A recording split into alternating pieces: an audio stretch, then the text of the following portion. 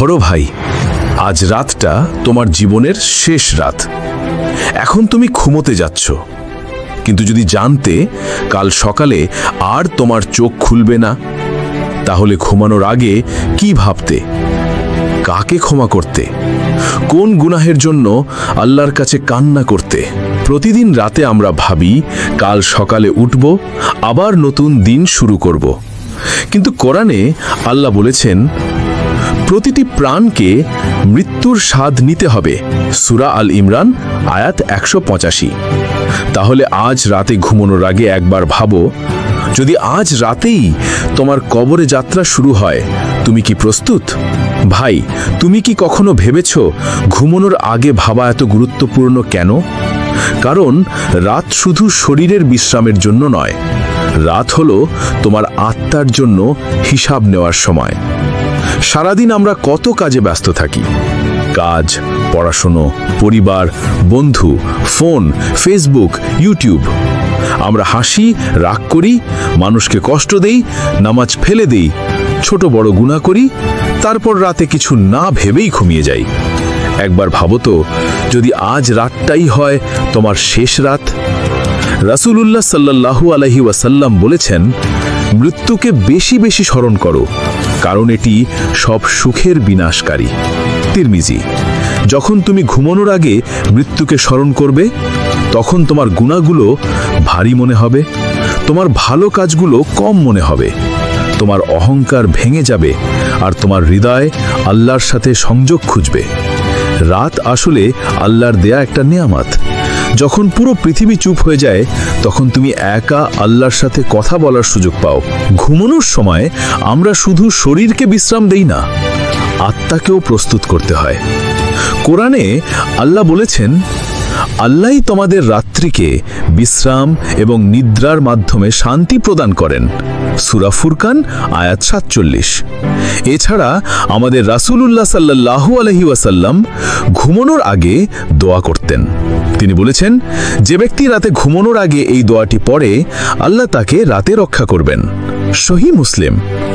এই দোয়াটি হল বিসমিল্লাহির রহমানির রহিম, অর্থাৎ বিসমিল্লাহের নামে শুরু করছি, দয়ালু এবং করুণাময়ের। আরও একটি গুরুত্বপূর্ণ দোয়া যা ঘুমানোর আগে পড়তে বলা হয়েছে, আল্লাহুম্মা বিজনি ফি কুলুবি নুরান ওয়া ফি সেম্মি নুরান ওয়া ফি বসরি নুরান ওয়া আজআল নুরানি নুরান, অর্থাৎ হে আল্লাহ, আমার হৃদয়ে আলো দাও, আমার শ্রবণে আলো দাও, আমার চোখে আলো দাও এবং আমাকে আলো দ্বারা আলোকিত করো। ঘুমানোর আগে এই দোয়াগুলো পড়লে মন শান্ত হয় এবং আমরা ভালো স্বপ্ন দেখতে পারি। সাহাবীদের জীবন থেকে অনেক শিক্ষা নিতে পারি, বিশেষ করে রাতে ঘুমানোর আগে কিভাবে তারা নিজেদের প্রস্তুত করত। একবার হযরত আবু বকর সিদ্দিক রাদিয়াল্লাহু আনহু বলেছিলেন, তিনি রাতে ঘুমানোর আগে নিজের সমস্ত কাজের হিসাব নিতেন। তিনি ভাবতেন, আজকে আমি আল্লাহর আজ্ঞা পালনের জন্য যথেষ্ট চেষ্টা করেছি? আমি কি কারোর অধিকার লঙ্ঘন করেছি? আমি কি গুনাহ থেকে ফিরে আসার চেষ্টা করেছি?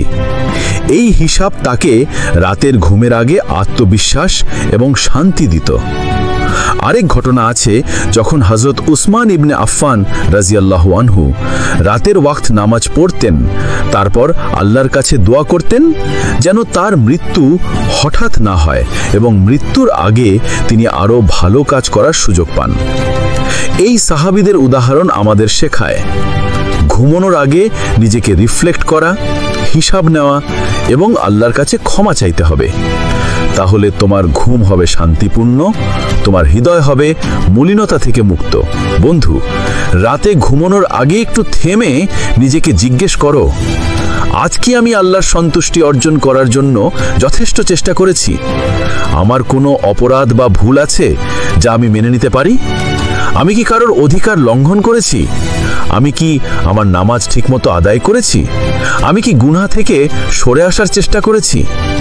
এই ছোট ছোট প্রশ্নগুলো তোমার হৃদয়কে পরিষ্কার করবে, তোমার আত্মাকে শান্তি দেবে এবং তোমার জীবনকে সঠিক পথে নিয়ে যাবে। আমাদের রাসূল সাল্লাল্লাহু আলাইহি ওয়াসাল্লাম বলেছেন, আল্লাহ তোমাদের থেকে প্রত্যেককেই তার খেদমতদার হিসেবে জিজ্ঞেস করবেন, তোমার রাতের ঘুম কি শান্তিপূর্ণ ছিল, তোমার দিন কেমন কেটেছে? মিথ্যে নয়, এই হাদিসের ব্যাখ্যা হিসেবে বলছি, মূল সূত্র আল্লাহর নির্দেশের ওপর ভিত্তি করে। তো আজ রাত থেকেই শুরু করো এই আত্মসমীক্ষার অভ্যেস। তুমি দেখতে পাবে জীবনের মানে বদলে যাবে। ভাই, আজকের এই ভিডিও তোমার জীবনের সবচেয়ে গুরুত্বপূর্ণ রাতের জন্য।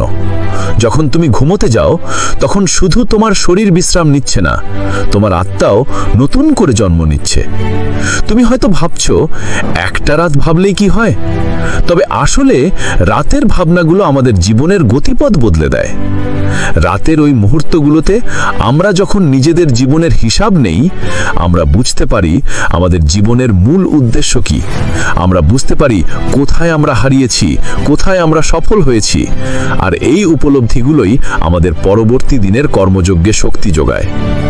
আল্লাহ তাআলা আমাদের কোরআনে বলেছেন, অন্তরে যে মানুষগুলো ভীতি পেয়েছে এবং তারা আল্লাহর স্মরণ করেছে, তাদের হৃদয় শান্ত হয়।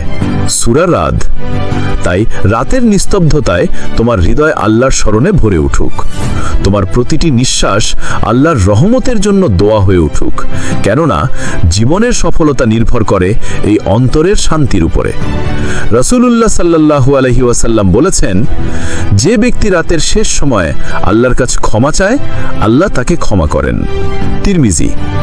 এই দোয়া এবং ক্ষমার আশায় রাতের শেষ বেলা আল্লাহর সামনে দাঁড়াও।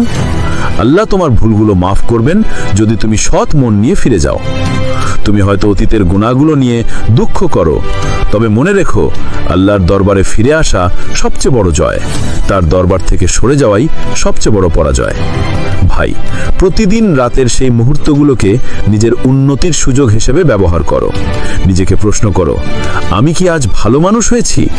আমি কি আজ কাউকে সাহায্য করেছি? আমি কি আল্লাহর সন্তুষ্টির জন্য কিছু করেছি? যারা এই আত্মসমীক্ষার অভ্যেস নিয়েছে, তাদের জীবনে পরিবর্তন অতি দ্রুত ঘটে। তারা শান্তি পায়, তারা সফল হয়, তারা আল্লাহর নৈকট্য লাভ করে। অতএব আজ রাত থেকেই প্রতিজ্ঞা করো, ঘুমানোর আগে নিজের হিসাব নেব, গুনাহের জন্য আল্লাহর কাছে ক্ষমা চাইব, ভালোর জন্য চেষ্টা বাড়াবো। তাহলেই ইনশাল্লাহ তোমার জীবন হবে আলোয় ভরা, শান্তিতে ভরা এবং সফলতায় ভরা।